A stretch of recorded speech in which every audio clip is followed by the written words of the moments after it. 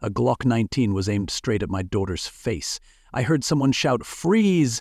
and felt my entire body go cold. The person holding the weapon, not a robber, not a criminal. It was our HOA security guard. Yep. Welcome home, Riley. 10 p.m., our own driveway, and she's being treated like a trespasser.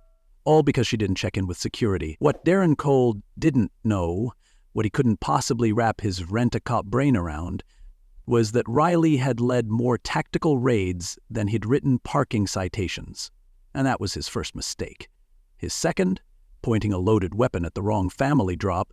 A comment and tell us where you're tuning in from, especially if your HOA's got more drama than a daytime soap.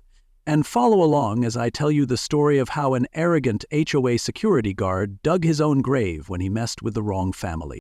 I'm Samuel Drake, retired U.S. diplomat, 59 years old, and officially done with peace treaties. Because Lakeside Pines, Connecticut is the most passive-aggressive war zone I've ever lived in. They sold me this place as tranquil, gated living. What they didn't mention was that it came with more rules than the Geneva Convention and a security team trained in exactly 0 forms of de-escalation. I moved here for peace. What I got was a palace run by a petty HOA king and his queen of cupcakes, Vanessa Whitmore, whose hobby was treating neighbors like unauthorized packages. Riley had flown in that night after a grueling 2-year FBI counterterrorism rotation. I forgot to notify security. Honest mistake. Didn't think a neighborhood gate code needed clearance from Homeland Security. She pulls up, uses the key I gave her, and 2 guards surround her like she's smuggling plutonium. When I open the door, Darren's screaming about protocols like he's Judge Dredd on community patrol. Riley, calm as ever, clocked the model of his weapon, noted the lack of proper state licensing, and stood there like a steel trap with manners. I stepped between them, heart pounding, voice steady. "That's my daughter!" Darren hesitated, just long enough for the danger to pass, but not long enough to save face. Riley let him stew in it. Didn't say a word until the weapon was lowered. Then, like an IRS audit in human form, she spoke. "Pointing a gun at a federal agent without cause is a felony, and by the way..." "Your permit's expired." I swear his face drained like a busted garden hose, but the arrogance returned quick. This is private property. Rules are rules, as if HOA bylaws could overwrite federal law. We closed the door. Riley hugged me like nothing had happened. "We've seen worse, Dad," she said, but I saw it in her eyes. The same look she gave me when she was a kid and found out the neighbor's kid was cheating at chess. Cold, calm, calculating. She wasn't mad. She was planning. And I knew right then, Darren Cole, Vanessa Whitmore, and every phony power broker in Lakeside Pines had just stepped onto a chessboard they didn't know existed. Checkmate hadn't happened yet, but the clock had started. It didn't take long to figure out who really ran Lakeside Pines, and it sure wasn't the board. It was Bradley and Vanessa Whitmore, the self-appointed king and queen of suburbia, ruling from a stucco throne with a 3-car garage. Bradley, a retired investment consultant, treated HOA bylaws like sacred scripture, quoting them like a preacher on a power trip. Vanessa ran the social committee like a gossip-fueled monarchy. She handed out wine spritzers and warnings in the same breath. I had heard whispers about their influence, but seeing it up close was something else. Darren Cole might have worn the badge, but the Whitmores owned the uniform, and they didn't like being questioned. Riley didn't talk much that first week. She observed, listened. Every morning she walked the neighborhood with a calmness that made her nearly invisible, but every step was strategic. No earbuds, just observation. Her phone casually pointed toward signage, patrol patterns, even light poles. At dinner, she started asking questions, like she was slowly pulling a thread. "Dad, who owns that lot next to the tennis court? How long's that pothole been there? And why does a guard shack need its own internet router?" It was like living with a friendly surveillance drone. I'd been in Lakeside Pines for months and missed all of it. Riley had been home for 5 days and already had enough intel to write a novel and maybe an indictment. A few days in, we got our first real ally. Eleanor Chase, 66, knocked on our door with a blueberry pie and a look that said she knew where the bodies were buried, even if she didn't dig them up herself. She used to teach high school history, but you could tell she'd once taught resistance too. Bradley and Vanessa think HOA stands for Hide Our Accountability, she said, with a sharp grin. They treat this place like it's a private stock portfolio. We pay the dues, they collect the perks. Riley listened closely. Eleanor wasn't just talk, she was information. And in a place like this, knowing what not to say was half the strategy. It wasn't long before the whispers started. Neighbors who used to wave crossed the street. Curtis, the HOA security head, suddenly found a reason to park near our house every night. Mailbox left open, pool access under review. Trash pickup accidentally skipped.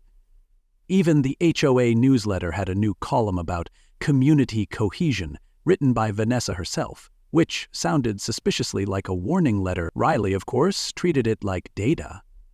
They're nervous, she said over tea. The petty stuff's their tell. That's how you know they're used to winning by intimidation. While they circled the wagons, Riley went deep into their paper trail. It started with a landscaping bill that was double the state average and ended with a web of LLCs tied to a P.O. box in New Jersey. You know what they say, Dad, she told me, flipping open her laptop. When the paperwork's thicker than the grass, someone's hiding fertilizer. She found 3 shell companies billing the HOA for services no one could confirm. Trash removal, pressure washing, even emergency sidewalk repair for a section of sidewalk that hadn't changed since the Clinton administration. As Riley dug, I noticed something else. Curtis started losing his cool. The first time was small. He honked at us as we were pulling into the driveway. Next time, he snapped at a neighbor for a flagpole that had stood there for years. The HOA board was under pressure. Riley's quiet research had made them paranoid. Vanessa's weekly brunch group grew more exclusive, and the holiday event planning emails suddenly stopped. Eleanor told us Sarah, a resident who'd once questioned a budget line item, was now on a mysterious watch list. Power doesn't vanish, it panics. Riley wasn't intimidated. She printed documents, made diagrams, labeled timelines. She said it felt like prepping for a raid, just with more Excel. She even gave the file a name, Operation White Fence. I watched her one night, hunched over the dining table under lamplight, her face calm but focused. This isn't just bad accounting, Dad. This is coordinated skimming. They're laundering HOA fees like it's a country club cartel. The more she showed me, the clearer it became. This wasn't just about abusive rules. It was about financial control, dressed up as neighborhood pride. By the end of the week, Riley had mapped it all. The contracts, the conflicts of interest, the selective enforcement, the financial funnel. The Whitmores didn't just run the HOA. They fed off it. Curtis was their bulldog, and the rest of the board, either blind, complicit, or comfortably indifferent. They built a palace out of paperwork and forgot the foundation, Riley muttered. Now we show them what happens when a breeze turns into a storm. She wasn't just collecting receipts, she was building a case file that could bring a private empire down. I asked her what the endgame looked like. She didn't blink. Exposure, she said, and accountability, public, permanent, and on their record. I nodded, but I was still thinking like a diplomat. Back channels, quiet pressure. Riley? She was thinking like a tactician. You don't fix rot by painting over it, Dad. You gut it and rebuild. We're not just fighting a corrupt HOA, we're showing the neighborhood it doesn't have to live in fear of its own mailbox. That line stayed with me, because I realized she wasn't just building a case, she was building a movement. Riley knew timing was everything. She didn't just want to act, she wanted them to act first. The more they squirm, the more mistakes they'll make, she said, circling a line item labeled Community Event Security Coordination that billed $12,000 0 cents for a single holiday weekend. They've been getting away with this because no one's looked. But now, we're not just looking, we're logging, recording, verifying. We're building a case, not a complaint. Her words carried the same gravity she used when handling foreign ops. But this time, the battlefield was vinyl siding and HOA minutes. That weekend, Eleanor hosted us for coffee on her back porch, and it was clear she'd been doing her own kind of neighborhood inventory. Vanessa uses brunches to spread disinformation, she said. They isolate, divide. It's old-school dominance, wrapped in HOA language. Riley pulled out her notebook and asked questions like a detective, not a neighbor. Eleanor smiled at me over her teacup. She reminds me of the students I used to teach in the 60s. Smart, steady, knows what's worth fighting for. I nodded, because Eleanor saw something I did too. Riley wasn't going to let this rot keep growing. Then came a whisper from someone unexpected. A man named Terrence, 2 houses down, quietly slipped us a flash drive after his evening jog. Said it was just in case it helps. Riley opened it that night. Spreadsheets, financial summaries, and scans of checks made out to consulting firms owned by names linked to Vanessa's cousin. They're bold, Riley said, half in awe. They didn't even bother hiding it well. This isn't just sloppy, it's arrogant. She turned to me, serious now. You ready to be the public face of this? I didn't answer immediately, but that night as we sat in the quiet of our kitchen with files spread around us like war plans, I finally said, yeah, let's do it. Not because I wanted to make enemies, but because I'd spent my career negotiating with dictators in suits, and I wasn't about to be bullied by a retirement hobbyist with a spreadsheet. Riley grinned. Good, because it's almost time to knock on the gates, and this time, we're not asking for permission. She tapped the binder, thick with evidence. And page 1 says checkmate. The next part? That's where the storm begins. But for now, we had the map, the motive, and the momentum. Lakeside Pines thought it was untouchable. Riley was about to show them that even behind gates, justice knows how to find the front door. Max Chen didn't look like a threat, which is probably why he was so effective.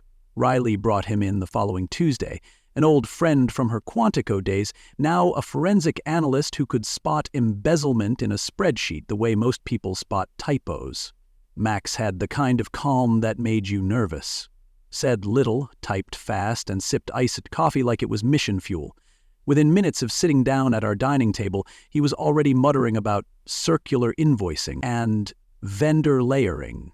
I wasn't sure what those meant, but Riley grinned like a general watching her artillery roll in. Riley didn't waste time. She laid everything out for Max. LLCs, payments, property ownership, service gaps. He listened, nodded, asked 2 questions, and then said, "Okay, this is ugly, but fixable." That was Max for you. The kind of guy who treated fraud like it was just a puzzle nobody else had time to solve. He pulled out his laptop, cracked his knuckles, and started scanning through public filings. You know what's worse than corruption? He said. Lazy corruption. These people didn't even try to cover their tracks. It was both hilarious and horrifying. That same afternoon, Eleanor Chase came through again. She introduced us to Marissa Hale. Mid-40s, sharp eyes, sharp suits, and a spine that hadn't yet been broken by boardroom politics. Marissa had served on the HOA board for 3 years, and from the moment she shook Riley's hand, I saw a spark. "I can't stand what they've turned this place into," she said.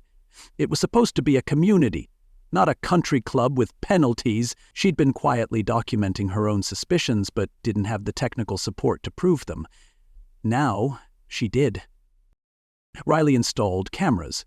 Subtle ones, not the kind that gave the HOA another excuse for a violation, but hidden, motion-triggered devices tucked behind porch beams and fence posts.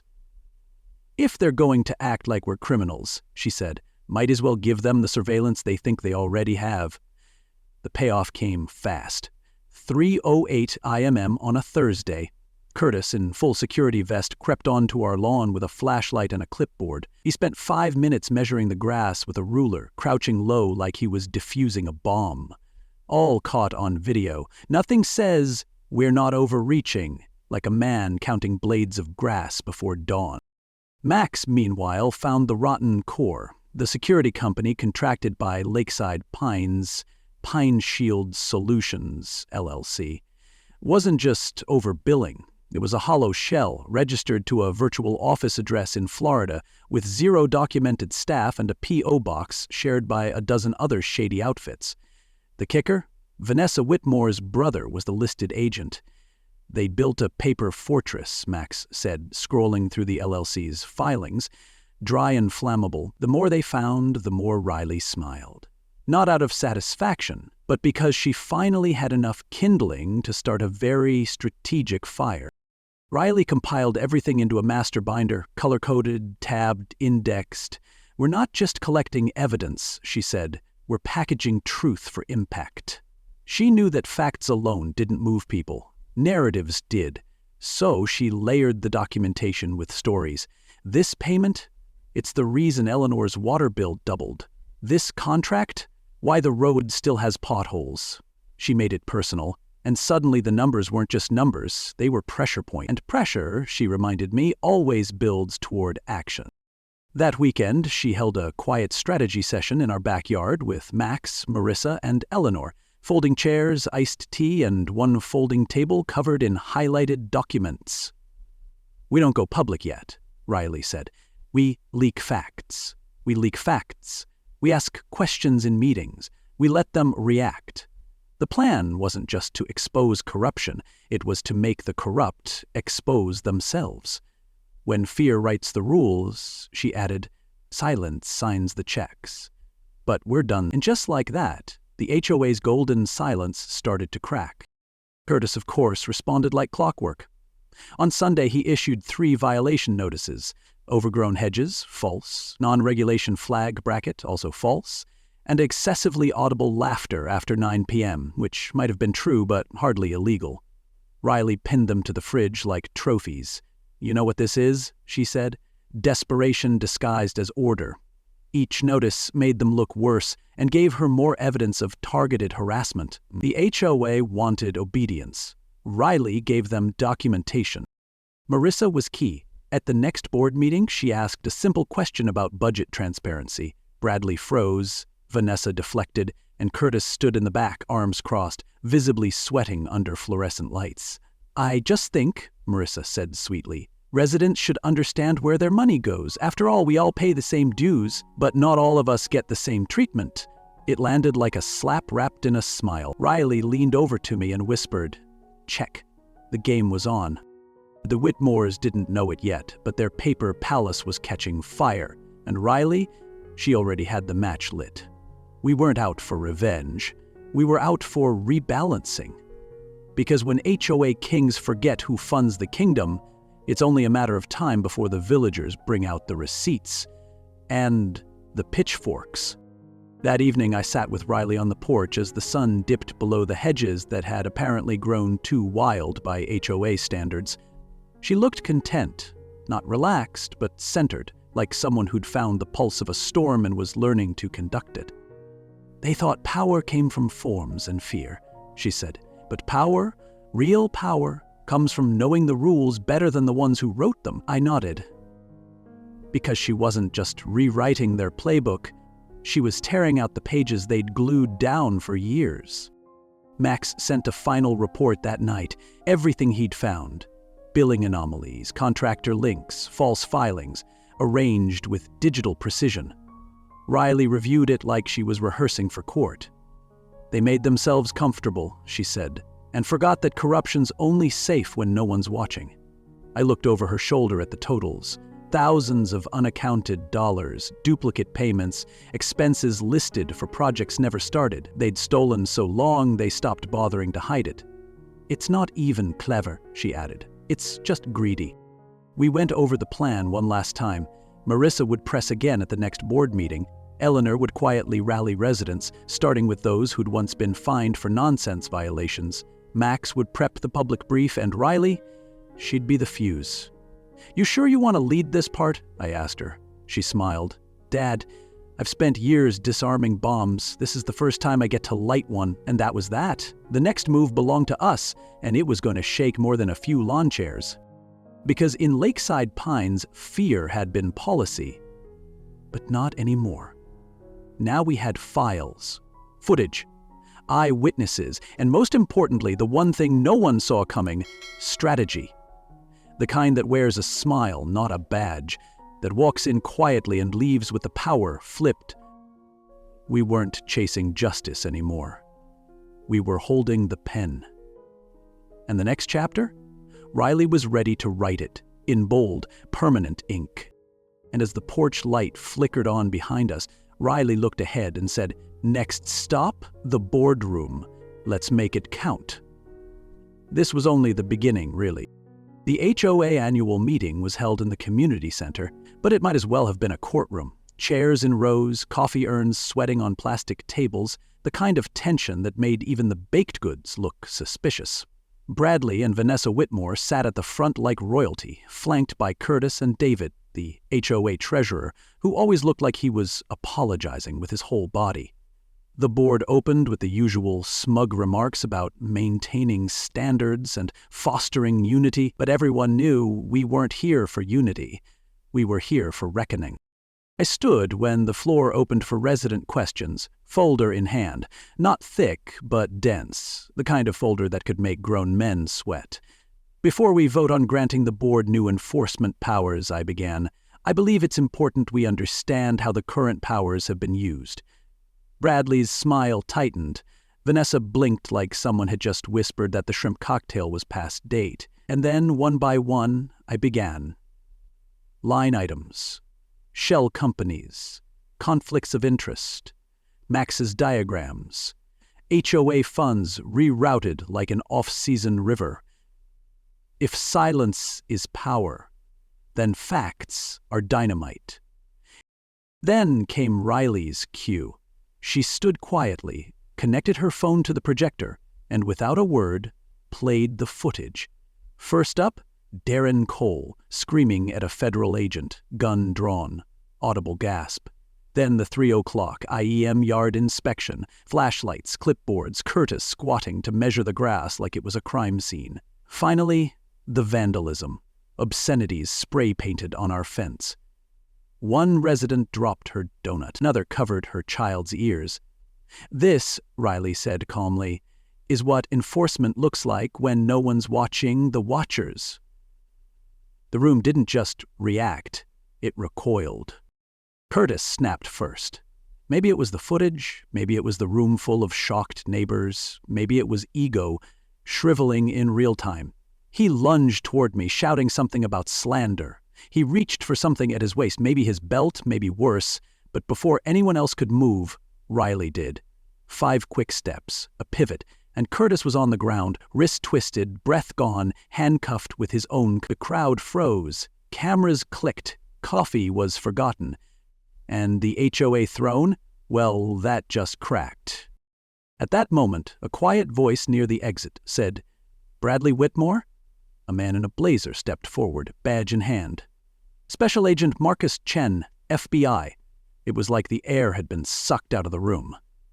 "We'd like to speak with you regarding financial activity tied to HOA accounts and shell company transfers." Bradley stood up, sputtering. "This is outrageous!" But the room had already decided. The applause didn't start all at once, but when it did, it rolled through like thunder. The HOA meeting had finally become what it should have been all along, democratic. Vanessa tried to salvage it. She stood, trembling, and announced that this was all a misunderstanding and that the board had always acted in good faith. But her voice cracked when someone in the crowd shouted, "Then why is your brother on the contract?" David, the treasurer, chose that exact moment to find his conscience. "I didn't know," he said, voice trembling. "Bradley just gave me numbers. I didn't ask." His admission hit harder than any accusation. And the crowd? They weren't just listening, they were changing. And Riley stepped forward again. "This community deserves better. Better leadership, better transparency, better neighbors." She wasn't dramatic. She was surgical. Her words cut clean, each sentence opening another wound in the HOA's false authority. Power doesn't come from clipboards and citations. It comes from trust. And you can't fine your way into trust. Even the whisperers, the ones who used to defend Vanessa at brunch, were now quiet. unsure where to stand. We all knew the answer, and so did they. The board tried to adjourn the meeting, but Jessica Miller, who had remained silent until now, raised her hand and stood. "We motion to suspend the current board pending investigation." It was procedural language, but it hit like revolution. Half the room stood with her. Curtis, still face down on the carpet, wasn't moving. Bradley was already halfway to the exit with Marcus Chen close behind. And Vanessa? Vanessa just sat down, spine crumbling like a folding chair under real weight. Someone wheeled out a new flip chart. Blank, ready. And just like that, the meeting turned into something else. Jessica led. Eleanor stood at her side. Residents began volunteering for interim roles. A father who'd been fined for his son's skateboard. A woman whose flowers had been deemed too vibrant. One by one, voices rose. Not angry, just ready. Because when silence ends, momentum begins. The night ended not with chaos, but clarity. The throne was gone, the gate was still locked, but the keys were changing hands. And me? I looked at Riley, calm as ever, watching the room rewire itself. "You never know who's in the back row," I said, "until they stand. And tomorrow? We wouldn't be sitting down." Later that evening, the footage was already circulating. Someone had uploaded clips of the meeting to a neighborhood forum, and within hours it was making rounds across local media channels. Headlines like "FBI crashes HOA meeting" and "Commander handcuffs corruption" started trending. It would have been funny if it hadn't been so honest. People stopped pretending. The next day, neighbors we'd never met before stopped by with brownies, apology notes, and offers to help. "I didn't know," was the phrase of the hour. But now, they did. Riley wasn't basking in it. She wasn't built for that. She was already focused on what came next. "They'll try to regroup," she said. "Maybe through proxies. Maybe another board with different names and the same backers." She was right. Power doesn't just vanish. It reinvents. But this time the light was on. This time the armor was data. And this time people weren't afraid of clipboards anymore. The HOA had used fear like a currency. Riley broke the bank. Curtis was facing charges for illegal weapon possession and trespassing. Bradley was under federal review for financial fraud. And Vanessa was suddenly unavailable for comment. David, the treasurer, had begun cooperating, providing emails and documents Riley hadn't even asked for yet. The house of matchsticks hadn't just fallen. It caught fire on the way down. And the board's attempt to silence dissent had done the opposite. It gave the community a voice. Sitting on our porch that night, I asked Riley if she ever missed the field. She paused. "Sometimes," she said. "But this felt like real work. Like we didn't just win, we fixed something." That stuck with me, because for all the noise and chaos, she had done what few ever manage. She'd turned fear into fuel, exposure into justice, HOA tyranny into something that could never grow roots again. We watched the stars over Lakeside Pines, not as prisoners behind gates, but as residents who finally owned their peace. And peace, once reclaimed, has. And as the night settled in, Riley looked at me and said, "Tomorrow, we build, and this time on our terms. Because truth, once spoken in public, doesn't go back in the box again." The week after the HOA implosion felt like waking up after a long bad fever. The air smelled lighter, the sidewalks seemed wider, and people, real flesh and blood neighbors, actually started making eye contact again. Then came Vanessa. She showed up at our doorstep in designer jeans and damage control mode. Her smile was there, but it sagged at the corners like an overused garden hose. She carried a manila envelope marked "Confidential." I didn't open it, Riley did. Inside, a hush agreement, dressed up as a favor. No lawsuits if we'd agree to let bygones be. Riley handed the envelope back without blinking. "We don't do silence," she said. Vanessa's smile twitched. "You really think this little crusade will end well? People move on, you know." Riley leaned in slightly, calm as ever. "We're not trying to end it. We're trying to fix it." Vanessa didn't argue. She just walked away, her heels echoing off the porch like retreating regrets. I watched her go, remembering what Eleanor once said, Tyranny doesn't need teeth, just neighbors afraid to bark. Well, they were barking now. Some were even howling. Over the next few days, things changed fast. Neighbors who had avoided us started waving again. Some even stopped by to drop off cookies or ask if we needed help repainting the fence Curtis vandalized. The silence cracked wide open. Eleanor called it the Great Unhushing. One woman admitted she'd been fined $300, 0 cents for having too many garden gnomes. A man confessed he had been skipping HOA meetings for years out of fear he'd lose access to the community pool. It was like group therapy with lawn chairs, and the funny thing was, people seemed taller when they told the truth. Riley decided it was time for a barbecue. "Nothing says community like burgers and boundaries," she said, smirking. We strung lights across the backyard, fired up the grill, and invited everyone within shouting distance. No RSVPs, no committee approval, just food, music, and freedom. And people came. They brought salads, folding chairs, corny jokes. They stayed past sundown. We stood shoulder to shoulder with people we used to only nod at. One man hugged Riley. Another thanked her for making the neighborhood feel like a neighborhood again. Even former allies of Vanessa started defecting. David, the treasurer, began handing over everything. Emails, spreadsheets, even texts with Bradley about cover stories. Sarah, the brunch queen of block gossip, showed up with a peach cobbler and an apology. "I was scared," she said.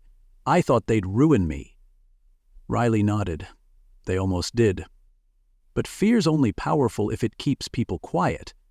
Eleanor, watching it all unfold from a lawn chair, just smiled. "We stopped surviving," she told Riley. "Now we're deciding." There was something poetic about watching a community rebuild, with mismatched lawn chairs and borrowed ice chests. The sound of kids laughing in sprinklers replaced the echo of citations. People talked again, not about bylaws or fines, but about weather, baseball, and who made the best potato salad. For the first time since moving here, I wasn't on guard in my own driveway. I was home. And as I looked around, I realized we hadn't just stopped something bad. We'd started something good, and it felt strangely revolutionary. Riley remained at the center without trying to be. She wasn't giving orders. She was giving others the space to speak. People didn't follow her, they stood beside her. "Leadership isn't volume," she told me one night. "It's posture." That stuck with me, because in a neighborhood where everyone had once learned to flinch, people were finally learning to stand tall again. And the funny part? No one even missed the old board. It was like realizing the boss you feared had actually just been the loudest guy in the break room. A week later, we received an official notice that Vanessa had listed her house. The Queen of Lakeside was retreating to a quieter kingdom, probably with fewer cameras. The irony? Her house, once touted as the standard, now had overgrown hedges and a broken porch light. "The HOA throne was built on matchsticks," Riley said, "and she couldn't even keep a patio chair." It was sarcasm. It was justice, and it was deserved. That same afternoon, Jessica held the first open-door budget meeting. No closed sessions, no private agendas, just folding chairs and spreadsheets. People came, they asked questions, they challenged numbers, and nobody got fined for raising a hand. It was boring in the best possible way. Governance without fear, policy without ego. I sat in the back with a paper plate full of pasta salad and thought, so this is what a neighborhood's supposed to feel like. Quiet, messy, real. The changes didn't make national headlines, but around here? They meant everything. People started planting gardens again. Flags returned to porches. Eleanor even... That evening, as twilight slipped across the rooftops, Riley and I sat on the porch, plates balanced on our knees, bourbon in hand. A few kids chased fireflies across the lawn. Neighbors lingered at the edge of our driveway swapping stories, and the air smelled like grilled onions and cut grass. Not bad for a place that used to smell like fear and HOA printouts. I looked over at her, more relaxed than I'd seen her in years. "You ever think you'd end up fixing a suburb?" I asked. Riley laughed. "I thought I'd retire in a war zone. Turns out this was harder." She paused, watching as Eleanor waved goodnight and shuffled down the sidewalk with a book tucked under her arm. They thought they had control because they had the rulebook, Riley said, but they forgot. The rulebook only matters if people stop asking why. That line echoed for a while. Because that's what had really changed. Not the bylaws, not the leadership, the mindset. The refusal to accept that silence meant peace or that order always meant fairness. The neighbors hadn't just been freed. They'd woken up. Marissa, now the acting board president, came by to drop off a stack of revised proposals. Streamlined policies, term limits, and actual public audits. "We're trying transparency this time," she said with a smile. "Turns out sunlight's a decent disinfectant." Riley skimmed the top page and nodded. "No more hidden contracts," Marissa laughed. "Only the kind you sign for a lawn service, after you read the fine print." The humor wasn't just cathartic, it was healing, because when power stops hiding, people start showing up. That night, Riley stood up and looked at the street like she was checking for something. Then she said, "You hear that?" I didn't hear anything. "I said so." "Exactly," she replied. "No engines idling, no clipboards clicking, just peace." And peace, real peace, wasn't loud. It didn't need to announce itself. It just needed space to exist.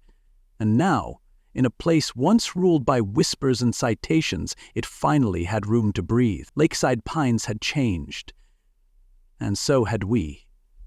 Quietly. Permanently. Together. In the morning, Riley was set to leave. I brewed 2 cups of coffee like I always did, but this time I knew one of them wouldn't go cold on the counter. Her bag was already by the door, military gray, perfectly packed, no frills. Just like her. She sat on the porch swing, watching the sunrise creep up over the trimmed hedges we once got fined for. "You ready?" I asked. She nodded, but didn't move. "Almost," she said. "I just want to remember this quiet."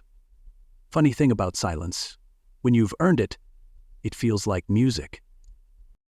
We didn't say much for a while, just sipped and sat. Then she asked, "Do you think they'll keep it this way?" I knew what she meant. The board, the rules, the fear. "Not forever," I said, "but long enough to remember it's possible." Riley smiled, eyes fixed on the horizon. "It wasn't a war, Dad, it was a reset." That line stuck with me, because she was right. This wasn't some conquest. It was a reclaiming, a crooked fence realigned, a cracked sidewalk repaired, a backyard rebuilt. The news broke that afternoon. Charges filed, federal. Bradley and Curtis were being indicted for fraud, conspiracy, and illegal firearm use. Vanessa had quietly withdrawn from all HOA activity the week prior and was now officially listed as relocated. David, the treasurer, had agreed to testify, and the state had launched a full audit of the HOA's books. I watched the news anchor try to summarize the story in 30 seconds. Good luck. Lakeside Pines. Local HOA faces federal scrutiny. I laughed. Our neighborhood had gone from cul-de-sac to cautionary tale, and that was exactly what it needed. Eleanor, meanwhile, had been unanimously voted onto the new HOA board. First order of business? Transparency. Second, kindness. Third, removing the phrase violation notice from every resident welcome packet. "You don't build community by policing it," she told a local paper. "You build it by listening." Riley beamed when she saw the headline, not because it was a win, but because someone else said it. That was her magic. She didn't just lead. She lit torches others could carry. That night, I lit the grill one more time. One last backyard dinner before she headed out. Neighbors wandered in with plates and drinks and easy smiles. Someone played guitar, badly, which somehow made it better. Kids ran barefoot through the grass, Curtis once measured with military precision. And for once, nobody worried about HOA citations. They just lived. Riley toasted her bourbon to the sky and said, "Turns out, the most secure gate? Truth." And the crowd, not missing a beat, raised their glasses and said, "Amen." As the stars showed up one by one, Eleanor pulled Riley aside. They sat in the same 2 chairs where they first talked about hide our accountability and HOA thrones made of matchsticks. "You did more than fix this street," Eleanor told her. "You reminded us we weren't crazy, that we were just quiet." Riley didn't say much. She didn't need to. Eleanor leaned in and added, "You gave us the gift of not being afraid of our own front yard." It was maybe the highest praise I'd ever heard in my life, and it didn't even need a plaque. The next morning came early. Riley's ride pulled up just as the sun cracked the sky. She hugged me tighter than usual. "Don't let them get sloppy," she said. I promised I wouldn't. "And don't forget," she added with a wink, "even a lawn gnome can testify." I laughed. And just like that, she was gone, back to whatever assignment, mission, or mess the world had waiting for her.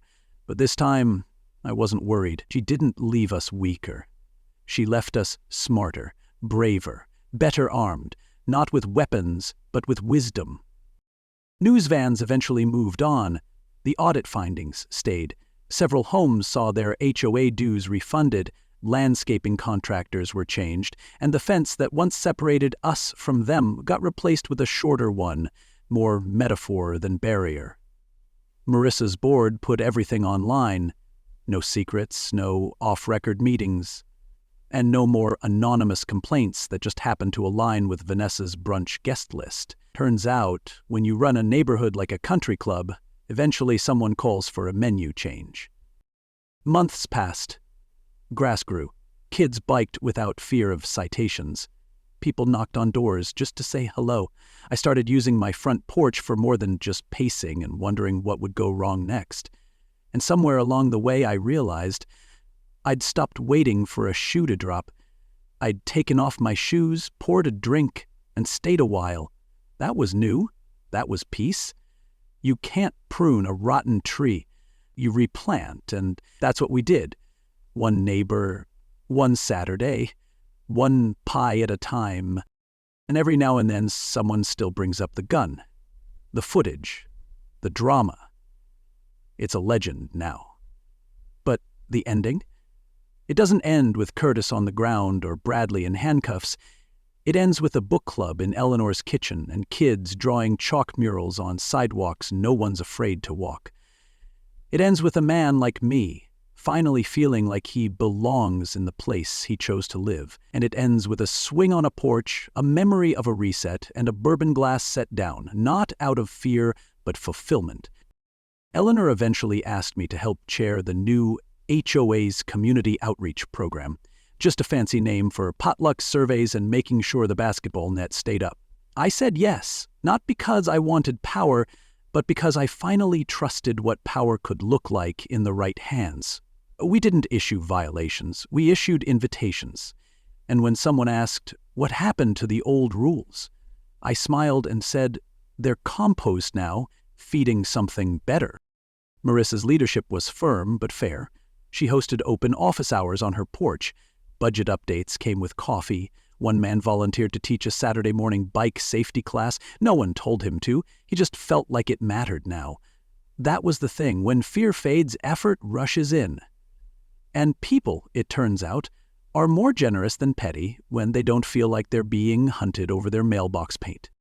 As for me, I stopped watching my back, started watching my garden instead, grew tomatoes, learned the names of every kid on our street, even joined Eleanor's book club. First meeting, I brought dip and mispronounced the author's name. Nobody laughed. They just passed me a wine glass and said, "You're in." For someone who used to spend his life studying foreign regimes, it was strange how good it felt to simply sit in a room with neighbors who weren't hiding from each other. Sometimes I think about that first night. The gun, the shouting, the surge of dread. And then I think about the barbecue, the porch light, Riley's face when she said, "You hear that?" And the answer was, "Nothing." That's the emotional loop, I guess.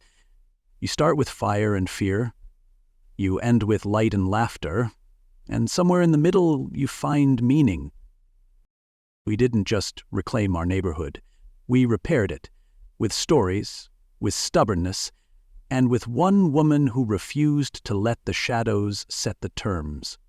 And if you ask me now what makes a place safe, it's not the fences or the fees, it's the people inside. Unafraid, unbought, and wide awake. Turns out you don't need a perfect plan to fix a broken place. You just need courage, clarity, and neighbors who finally believe in each other. And as I sat on that porch, barefoot, full and free, I realized something. I didn't just watch my daughter change a neighborhood. I watched her remind all of us that truth is stronger than fear, that community doesn't come from rules, it comes from remembering each other's names, and that the most powerful reset isn't in courtrooms or headlines. It's in ordinary people choosing not to stay quiet anymore. They came with clipboards, she came with calm. They built walls, she handed out light. And in the end, it wasn't a battle. It was a homecoming. For me, for Eleanor. For every neighbor who stopped surviving and started deciding. The fences didn't fall, they just stopped mattering. And the gate? Still there, but now it swings both ways. That's the story of justice, bourbon, and a backyard rebuilt.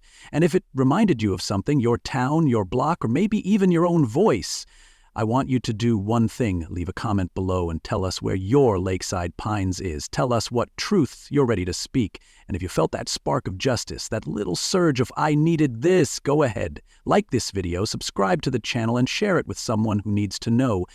HOA kings don't rule forever. Not when neighbors stand up. Because this story, it wasn't just entertainment. It was a blueprint. And next time someone says, "That's just how it is around here," you'll know exactly what to say back. See you in the next one. It's got more fire, more heart, and yes, more receipts.